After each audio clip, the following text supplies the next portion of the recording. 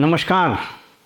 मेरे हाथ में सामान्य प्रशासन विभाग द्वारा निर्गत कुछ आईएएस अधिकारियों के ट्रांसफ़र पोस्टिंग का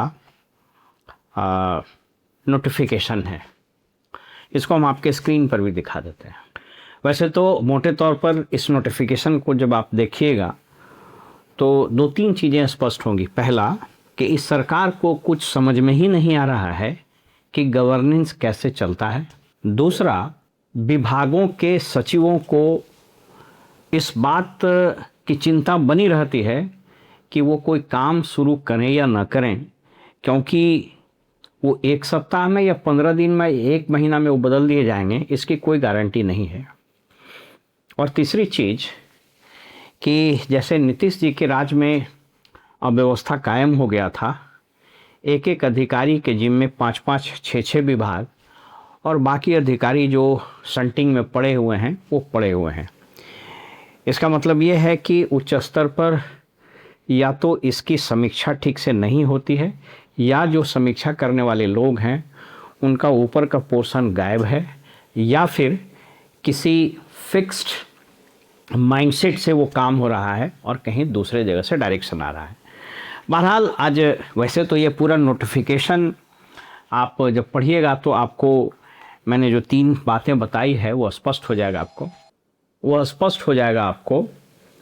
लेकिन आज दिन भर सचिवालय में पीएचईडी विभाग के जो प्रधान सचिव हैं राजेश कुमार, उनको क्यों हटाया गया है इसकी चर्चा खूब होती रही। राजेश कुमार अभी हाल में ही पूर्णिया के प्रमंडलीय आयुक्त और अतिरिक्त प्रभार कोसी का था, वहाँ से वो विभाग में आए थे और कदाचित मुझे यदि ठीक से याद हो तो पहली बार वो विभाग के इंडिपेंडेंट सेक्रेटरी या प्रिंसिपल सेक्रेटरी बने थे।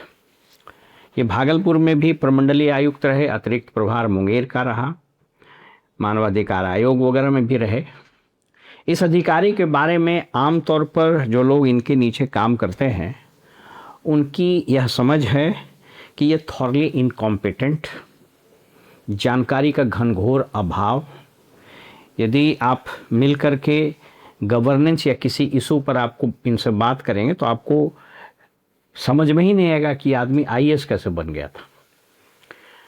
और पैसे कौड़ी की इतनी बदनामी है और अपने मातहत अधिकारी कर्मचारियों से बदतमीजी करने में इनको महारत हासिल है। वैसे आजकल ये स्टाइल चल गया है कि जो अधिकारी जितना बदतमीज होगा उसको लोग उतना ही बढ़िया अधिकारी मानते हैं। बहरहाल जो सचिवालय में आज दिन भर खबरें तैरती रही, वो इनका स्थानांतरण क्यों किया गया, मात्र 2 महीना या 2.5 महीना पहले ये आए थे विभाग में, वो हम आपको बता देते हैं।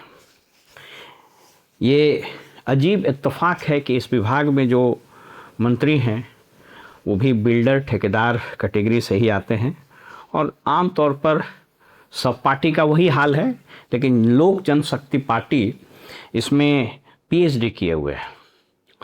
तो ये राजेश कुमार जी बहुत दिन से भटक रहे थे और इनको विभाग में इंडिपेंडेंट सेक्रेटरी नहीं बनाया जा रहा था, तो बड़े डिप्रेशन में चल रहे थे।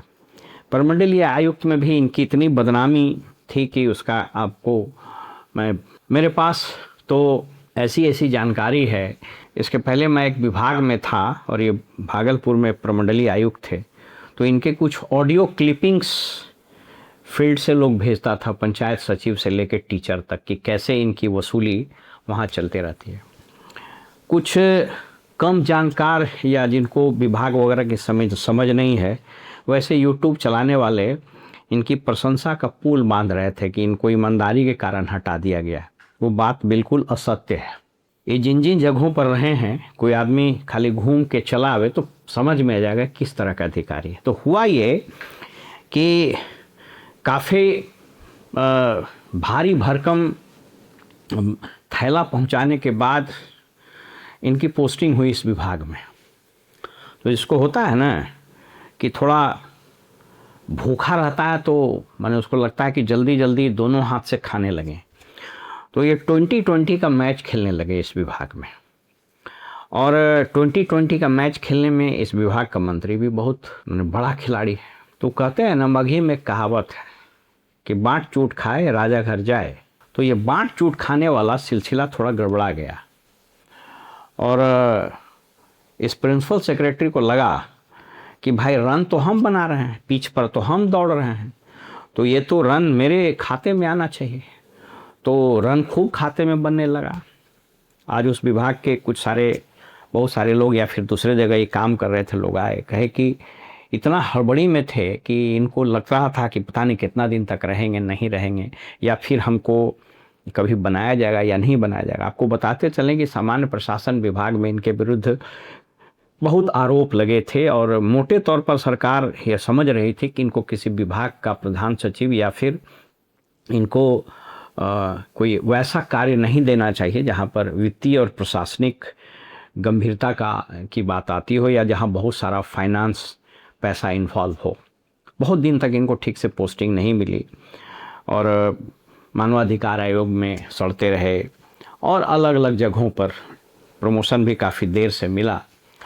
बहरहाल मैंने सरकार में आईएएस अधिकारी और आईएएस अधिकारी के बीच में वो ऐसा समन्वय रहता है और सरकार और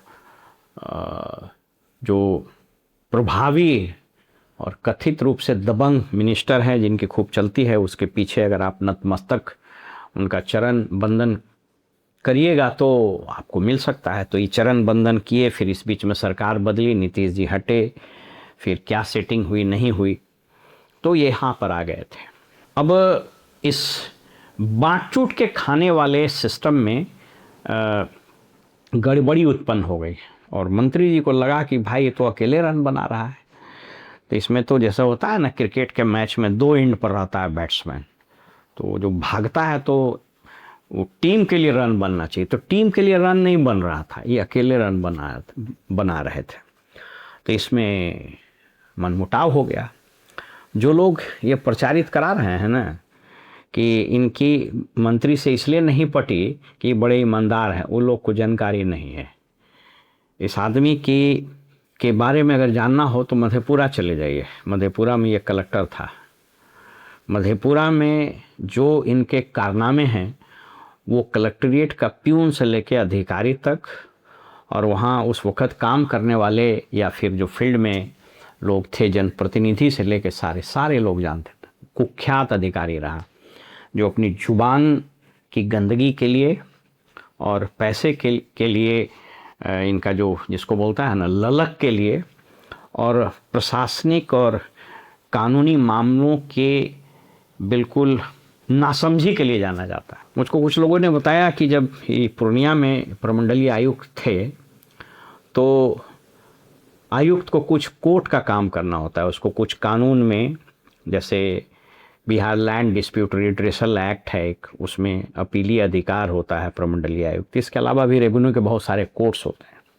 तो कुछ लोगों ने इसके द्वारा लिखे गए आदेश को हमको पढ़ाया तो मैं सर पीट लिया कि कैसे कैसे लोगों को आईएएस कैडर में सिलेक्शन मिला है और सरकार के स्तर पर कितनी मेंटल बैंकरप्सी है कि किसी को समझ में ही नहीं आ रहा है कि किस तरह के लोगों को किस पद पर बिठाया जा रहा है। तो ये अभी मैंने आपको सिर्फ एक नमूना दिया है। वैसे इस पूरे नोटिफिकेशन का मैं अगर पोस्टमार्टम कर दूं तो आधा घंटा से ज़्यादा समय लगेगा। यदि आप लोग कहिएगा तो बाकी नोटिफिकेशन का भी हम पोस्टमार्टम करके उसका रिपोर्ट आपको दे देंगे।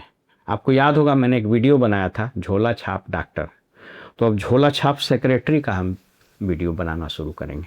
ऐसे कई एक सेक्रेटरी को हम जानते हैं जो बिल्कुल झोला छाप है। तो वैसे ही झोला छाप सेक्रेटरी का अगर हमारे दर्शक चाहेंगे तो हम उसका सीरीज शुरू कर देंगे। फिलहाल हमें इजाज़त दीजिए और आप देखते रहिए वॉइस ऑफ रिपब्लिक। नमस्कार।